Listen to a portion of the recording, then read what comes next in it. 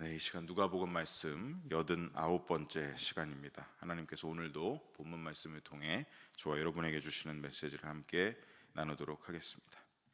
자, 우리가 지난 본문에서는 예수님이 가버나움에서 벳세다로 이동하신 모습, 그리고 오병이어의 사건이 있었죠. 벳세다까지 쫓아왔던 수많은 무리들이 이 해가 질 무렵 저녁 시간이 되자 굶주리고 있을 때 예수님께서 5개의 빵과 두 마리의 물고기로 그들을 먹이신 사건을 우리가 함께 살펴보았습니다.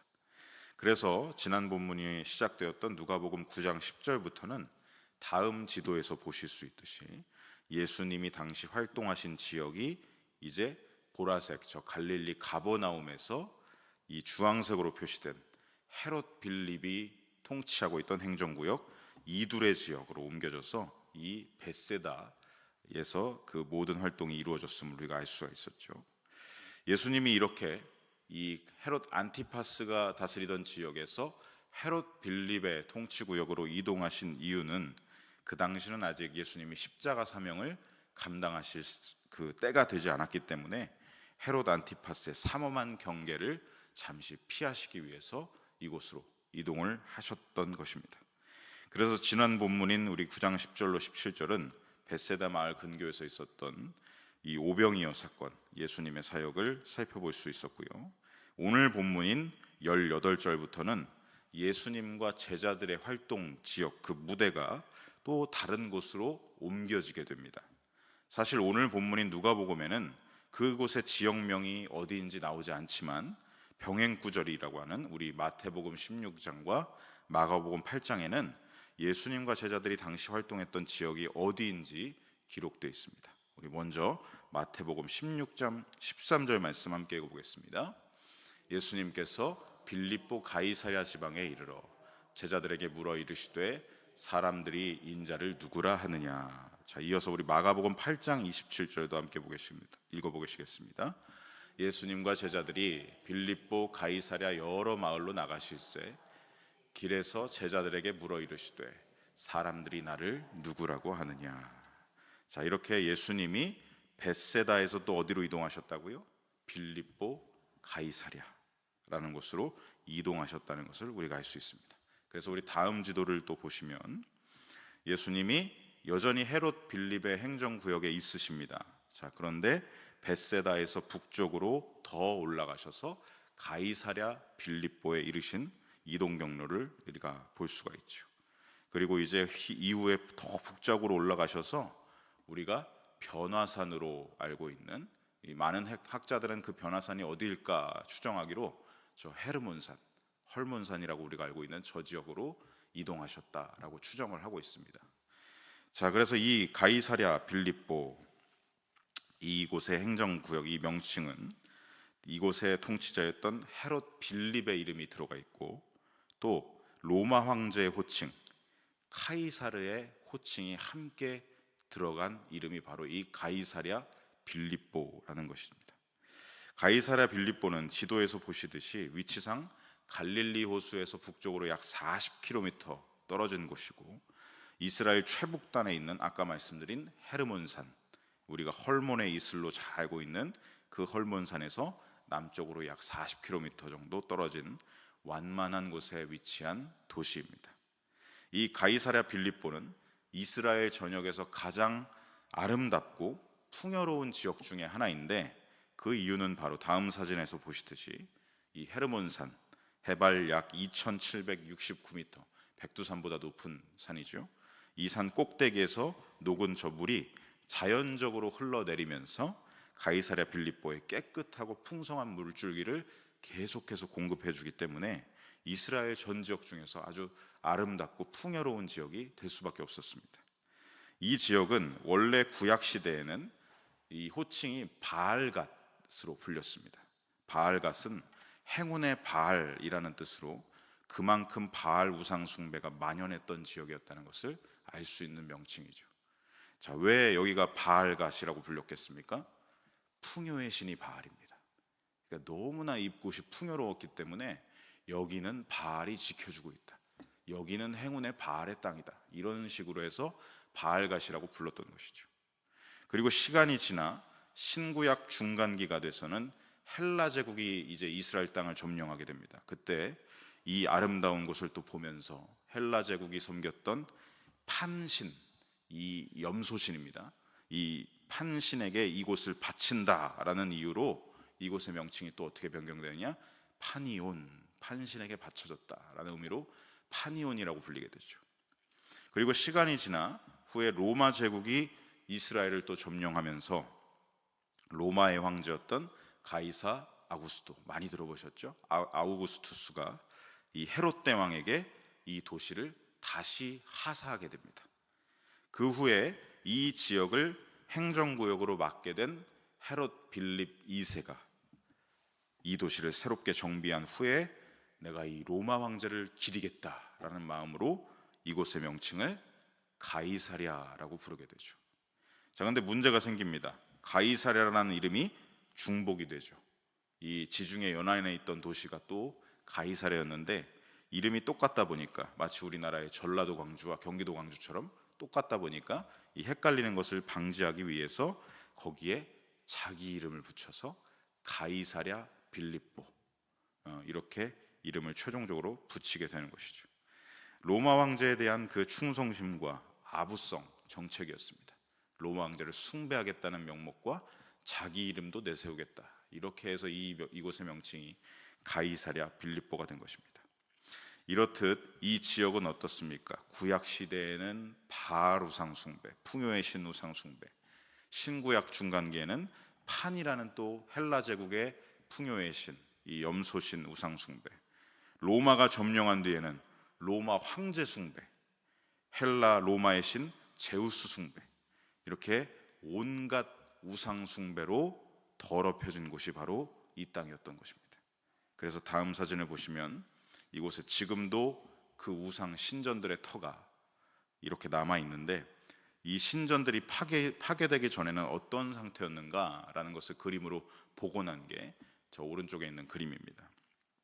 가운데에는, 확대한 사진을 좀 보시면요, 가운데에는 제우스를 위한 신전, 그리고 왼편에는 황제 아우구스투스를 위한 신전, 오른쪽에는 염소 우상 판신을 위한 염소들의 무덤, 판신의 춤추는 공연장, 그러니까 염소를 바쳤던 흔적과 이 판신을 위해서 막 흔들어 제끼는 이런 춤추는 공연장들의 터가 이곳에 남아 있었다라는 것입니다.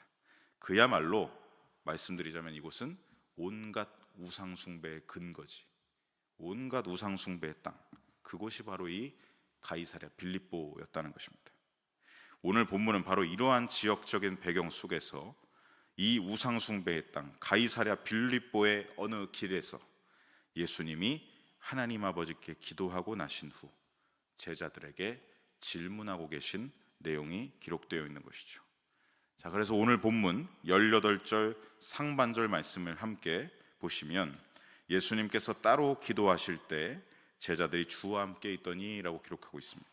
예수님이 제자들과 함께 기도하고 있던 가운데 따로 기도하셨다라는 것을 우리가 보게 되죠. 누가복음의 저자 누가는 계속해서 예수님의 이 기도 습관을 자주 기록합니다. 예수님은 제자들과 늘 함께 있으실 때도 하나님 아버지와 홀로 1대1로 대화하시는 시간, 이 기도의 시간을 굉장히 소중히 여기셨다는 것을 누가복음의 저자 누가가 계속해서 알려주고 있죠. 누가는 예수님이 너무나 자주 기도하셨다라는 것을 복음서에 꼼꼼하게 기록한 사람입니다. 언제 기도하셨느냐? 세례 요한에게 세례를 받으실 때도 기도하셨고요, 수많은 사람들이 예수님을 왕으로 삼으려고 할 때 따로 홀로 떨어지셔서 거기서도 하나님 아버지께 기도하셨던 분이 우리 예수님이다라는 것을 기록했고, 또 12사도를 택하시기 전에도 기도하셨습니다. 그리고 오늘 본문에서 제자들에게 내가 누구냐라고 물어보시기 전에도 지금 기도하고 계시고, 오늘 본문 이후에도 변화산에서 영광스럽게 변화되시기 전에 그때도 기도하셨고, 제자들에게 기도를 알려주셨을 때 우리가 알고 있는 주기도문의 원본이 되는 그 기도를 알려주시기 전에도 마찬가지로 기도하셨고, 그리고 마지막으로 예수님이 붙잡히시기 전날 땀방울이 핏방울처럼 떨어지실 정도로 고통스러운 그 고뇌의 기도를 들으셨던 것도 바로 누가복음의 저자 누가는 기록하고 있는 것입니다. 누가는 우리에게 알려주고자 한 것이죠. 예수님은 공생애의 중대한 순간순간마다 기도를 통해 아버지와 대화하셨고 아버지의 뜻을 받아 확신하시면서 이 땅에 왜 왔는지 그 사명을 더욱 견고하게 하셨다는 것입니다. 그것을 누가복음을 읽고 있는 모든 성도들에게 알려주고자 하는 것입니다. 오늘 본문에서도 예수님은 제자들과 함께 하시는 중에도 따로 하나님 아버지와 함께 대화하는 기도로 나아가셨다라는 것을 기록하고 있는 것이죠. 예수님은 이제 앞으로 하실 사명의 일들을 위해서 아버지의 뜻을 받으시고 아버지의 인도하심을 더욱 간구하셨던 것입니다. 점점 십자가 사명의 그 길이 가까워오고 있었다는 것이죠. 그 신호가 되는 것이죠. 이러한 예수님의 모습을 통해서 우리는 기도의 본을 받게 됩니다. 여러분, 기도는 단순히 내 소원과 나의 만족과 나의 필요만을 위해 구하는 것이 기도가 아니라 예수님처럼 아버지의 뜻을 이루소서, 아버지의 나라를 이루소서, 이 땅에 그 아버지의 뜻과 나라를 이루는 통로가 되시기 위해서, 사명을 끝까지 완수하시기 위해서 아버지께 간절히 기도하셨던 이 예수님의 기도, 우리 모든 그리스도인들이 반드시 본받아야 할 기도의 자세와 태도인 줄로 믿습니다. 저와 여러분도 살아가면서 내 뜻이 이루어지기를 이라는 기도보다 아버지의 뜻이 나를 통해 흘러가게 하시고 아버지의 뜻이 나를 통해 이루어지기를, 우리 공동체를 통해 이루어지기를, 그러한 자세와 태도로 계속해서 기도하고 간구해야 할 것입니다. 자, 그렇게 기도를 마치신 예수님은 제자들에게 아주 중요한, 그 당시 상황에서 정말 중요했던 두 가지 질문을 이 제자들에게 던지십니다. 첫 번째 질문은 18절 하반절에 기록되어 있는 무리가 나를 누구라고 하느냐라는 질문이었고, 두 번째 질문은 20절 상반절에 기록된 너희는 나를 누구라고 하느냐라는 이 두 가지 질문. 그래서 첫 번째 무리가 나를 누구라고 하느냐 질문에 대한 제자들의 대답은요 19절에 나오고 있습니다. 우리 19절 말씀 함께 읽어보겠습니다. 대답하여 이르되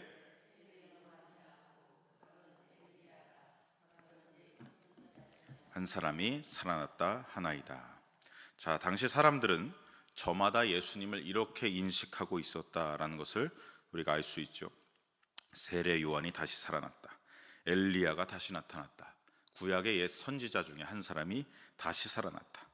자, 그런데 이 말씀을 읽어보시면 이 대답은요 우리가 이미 앞에서 본 적이 있습니다. 언제 나왔었죠? 누가복음 9장 7절로 8절에 이 예수님의 소문에 대해서 심히 당황했던 헤롯 안티파스가 신하들이 예수님에 대한 조사 내용을 보고받을 때 그때 보았던 그 신하들의 대답과 동일한 말씀이 나오고 있습니다. 어떤 사람은 요한이 죽은 자 가운데서 살아났다고도 하며, 어떤 사람은 엘리야가 나타났다고도 하며, 어떤 사람은 옛 선지자 한 사람이 다시 살아났다고도 함이라. 이것과 똑같은 말을 지금 제자들이, 무리들이, 사람들이 예수님을 그렇게 생각합니다 라고 얘기하는 것이죠.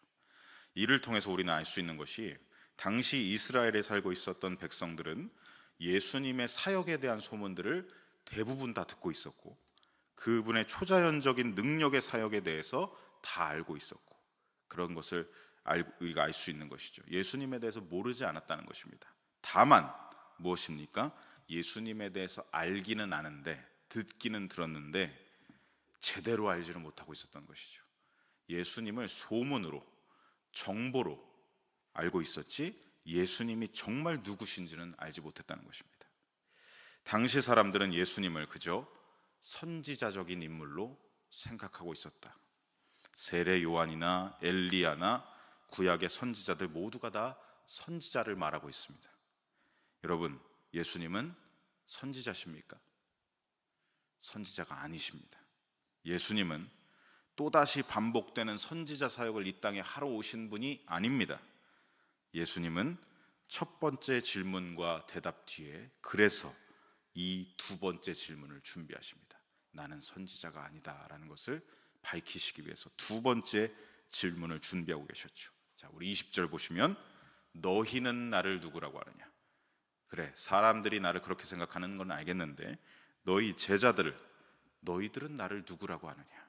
예수님은 지금 제자들의 신앙 고백을 이끌어내고 계십니다. 사람들의 수군거리는 소문과 구별된 함께하고 있는 제자들의 신앙 고백, 그들의 진실된 그 신앙 고백을 이끌어내고 계신 것이죠. 예수님은 사람들이 생각하는 일반적인 소문, 일반적 정보가 아니라 제자들의 구별된 신앙 고백을 듣기 원하셨던 것입니다. 이 질문을 들은 제자들 중에서 베드로가 제자들을 대표해서 이렇게 대답합니다. 20절 하반절, 베드로가 대답하여 이르되 하나님의 그리스도시니이다. 예수님은 하나님의 그리스도이십니다 라고 베드로가 고백합니다. 여러분, 그리스도는 무슨 뜻입니까? 기름 부음을 받은 자라는 뜻입니다. 히브리어로 마시아흐, 그리고 이것을 헬라어로 크리스토스로 표기한 것이죠. 이 히브리어 마시아흐를 아람어로는 우리가 늘 알고 있는 메시아라고 합니다. 히브리어를 아람어로 바꿀 때 이 마시아흐를 메시아라고 발음하여 표기하죠. 그래서 이 로마 라틴어로는 이 두 가지를 다 크리스투스, 메시아스라고 표기를 했고, 이것을 또 영어로는 어떻게 합니까? 크라이스트, 메사이아라고 발음하여 표기했고요. 이제 우리나라 성경으로 번역이 됐을 때는 이를 그리스도, 메시아라고 발음하여 표기했던 것이죠. 즉 그리스도와 메시아, 이것은 모두 같은 뜻입니다. 기름 부음을 받은 자라는 뜻이죠. 당시 유대인들에게 기름 부어진 사람이란 특별한 사람들, 왕, 제사장, 선지자 같이 기름 부음을 받은, 기름 부음을 실제로 받는 특별한 임무를 완수하는 사람이다라고 유대인들이 생각을 했습니다. 그런데 여러분, 베드로는 여기에 보시면 그리스도 앞에 한 가지를 더 추가하고 있죠. 하나님의 그리스도시다. 사람이 기름 부음을 부어서 특별한 사명을 가진 사람들이 아니라 하나님이 직접 기름 부으신, 하나님이 보내신 분, 하나님의 뜻을 이 땅에 완수하시고 수행하시는 분, 그분 그리스도가 주님이십니다 라고 베드로가 고백하고 있는 것이죠. 예수님은 사람으로부터 세워주신 분이 아니라 하나님으로부터 이 땅에 오셔서 하나님의 신적 권위를 그대로 부여받으셔서 하나님의 거룩하신 뜻을 이 땅에서 수행하는 분이십니다. 이렇게 세상 사람들이 가지고 있었던 인식과 전혀 다른 완전히 구별된 신앙 고백을 베드로가 고백했다는 것이죠. 그냥 보통 사람들 중에서 특별하게 기름 부음 받은 선지자가 아니라 예수님은 하나님께로부터 오셔서 하나님의 뜻을 완전히 이루시는 분, 그래서 하나님의 그리스도십니다 라고 고백했다라는 것입니다. 자, 그런데 여기서 중요한 것이 있습니다. 베드로가 이 구별된 신앙 고백을 어디서 하고 있는가? 제가 아까 길게 설명했던 이 지역이 어디였죠? 가이사랴 빌립보, 우상숭배로 점철되었던, 완전히 그냥 우상숭배로 구약시대 때부터 물들어 있던 그 땅, 이름 자체도 지금 어떻습니까? 세상의 통치자들의 이름을 갖다 붙여놨습니다. 가이사랴 빌립보, 이 지역에서 지금 베드로가 이 엄청난 신앙 고백, 이 중요한 신앙 고백을 하고 있다는 것이죠. 당시 누구도 예수님이 누구신지 제대로 알고 있지도 못한 상황이었고, 대부분이 다 우상 숭배에 빠져 있던 그 시대에 예수님은 제자들을 대표하는 베드로에게 듣고 계신 것입니다. 세상으로부터 구별된 참 신앙 고백을 받아내고 계신 것이죠.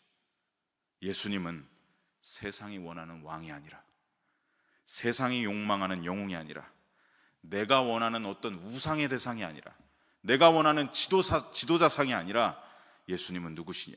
하나님께로부터 오셔서 하나님의 뜻과 하나님의 나라를 반드시 이루실 그리스도이십니다.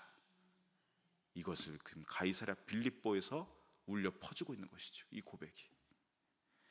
당시 유대인들은 예수님을 오해했습니다. 정치적 영웅, 군사적 해방자 메시아, 다윗 시대의 영광을 다시 이룩할 그러한 메시아를 원했고 예수님을 그렇게 오해했죠. 하지만 예수님은 어떠셨습니까? 그들이 생각했던 길과 정반대의 길을 가셨습니다. 예수님은 어떤 길을 가셨습니까? 아버지의 뜻을 이루시기 위해 이 땅에 오셔서 철저하게 고난받는 종으로 도살장에 끌려가는 어린 양과 같이 묵묵히 십자가를 지시는 그 길을 걸어가셨습니다. 온전히 하나님이 맡기신 뜻을 감당하기 위해 버림받으셨고 고난받으셨고 죽임을 당하시는 그 길, 인류 구원을 위한 아버지의 뜻을 이루시는 참 그리스도의 길, 십자가의 길을 가셨습니다. 이것을 지금 가이사랴 빌립보에서 베드로로부터 듣고 계신 것이죠. 모두가 다 오해하고 있고 모두가 우상 숭배에 빠져 있던 그때 베드로가 제자들을 대표해 아주 구별된 신앙 고백을 지금 예수님께 드리면서 예수님은 마침내 아버지의 뜻, 인류 구원을 이루어내시는 그리스도의 길, 십자가의 길을 가신다라는 것을 고백하고 있는 것입니다. 오늘 본문 말씀을 맺으면서 이 주신 말씀을 저와 여러분의 삶에 함께 적용합니다.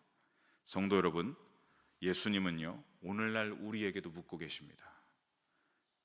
첫 번째 질문, 세상 사람들이 나를 누구라고 하느냐? 두 번째, 그렇다면 너는 나를 누구라고 하느냐?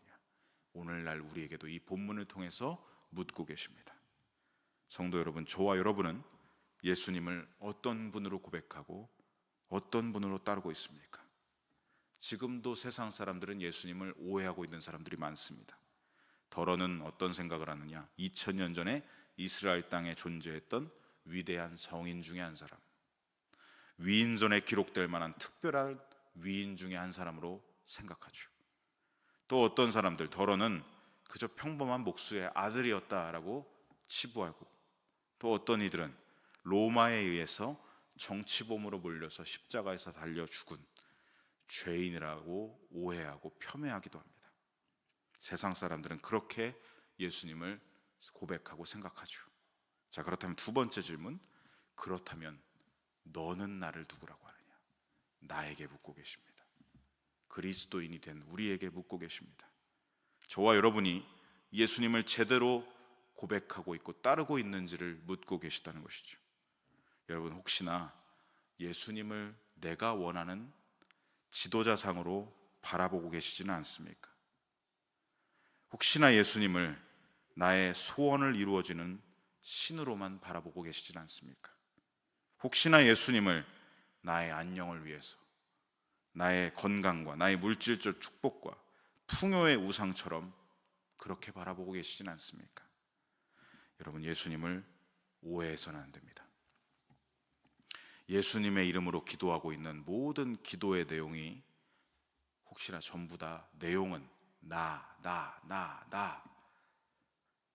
그렇게 기록하고 있다가 마지막에 가서야 형식적인 고백으로 예수님 이름을 붙이고 있다면, 그게 바로 지금 내가 예수님을 어떻게 고백하고 있는지 다 드러나는 진단이 되겠죠. 우리는요, 내가 복음으로 변질된 고백과 시선을 버려야 합니다. 예수님을 자꾸 내가 복음으로 만들려고 합니다. 나를 위한, 그게 아니라 우리는 어떻게 됩니까? 진정한 그리스도인은 내가 복음이 아니라 예수 복음으로 살아야 되겠죠. 예수 복음으로 주님을 바라봐야 되겠죠. 예수님은 하나님의 그리스도십니다. 이 고백으로 우리가 예수님을 바라봐야 합니다. 우리가 예수님을 하나님의 그리스도로 고백한다면요, 고백과 같이 삶도 어떻게 되겠습니까? 그리스도께서 가신 삶을, 그 길을 똑같이 걸어가야 하는 것입니다. 그게 진정한 그리스도입니다. 우리가 고백은 주님은 나의 그리스도십니다 고백하는데 삶으로 어떻게 합니까?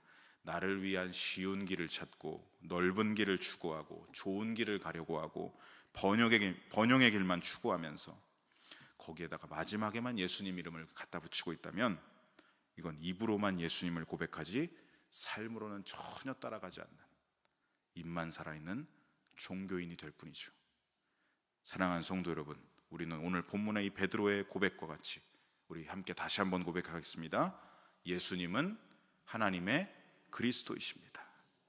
세상과 구별된 이 참 신앙 고백을 날마다 주님께 드리면서 날마다 그리스도의 길을 따라가야 할 줄로 믿습니다. 이 신앙 고백을 제가 묵상하다 보니까 이 신앙 고백을 구체적으로 풀어놓은 게 뭔지가 딱 생각이 나더라고요. 우리가 예배 때마다 하는 신앙 고백 무엇입니까? 사도신경. 사도신경에 하나님의 그리스도이십니다, 주는 그리스도시요 하나님의 아들이십니다라는 고백이 다 풀어져 있는 것이 사도신경이더라고요. 근데 우리가 사도신경을 고백할 때마다 얼마나 형식적으로 했었나, 얼마나 습관적으로만 했었나, 이런 것들을 제가 깨닫고 나니까 너무나 죄송스러웠습니다. 이 사도신경에 정말 우리 신앙, 기독교인의 신앙의 본질, 그리스도인의 신앙 본질이 다 담겨 있습니다.